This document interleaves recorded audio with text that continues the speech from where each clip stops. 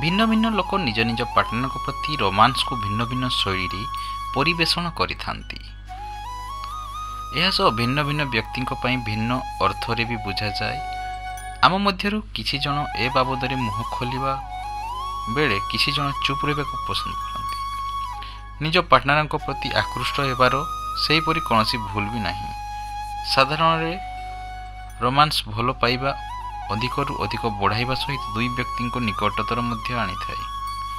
ଯଦି ଜଣେ କେବେ ପ୍ରେମରେ ପଡ଼ନ୍ତି ତେବେ ତାଙ୍କ ମସ୍ତିଷ୍କରେ କ'ଣ ଚାଲେ, ସେମାନଙ୍କ ଭାବନାକୁ କ'ଣ କ'ଣ ଆସେ, ସେସବୁ ହେଉଛି ବିଜ୍ଞାନ ଜ୍ୟୋତିଷ ଶାସ୍ତ୍ରର ଏକ ମିଶ୍ରଣ।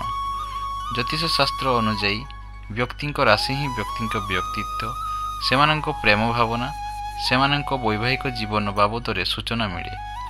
ଜଣେ କେମିତି ରୋମାଣ୍ଟିକ୍ ହେବ କିମ୍ବା ରୋମାନ୍ସ ପ୍ରତି ସେମାନଙ୍କ ଆକୃଷ୍ଟ କେତେ ଦୂର ରହିବ, ସେହି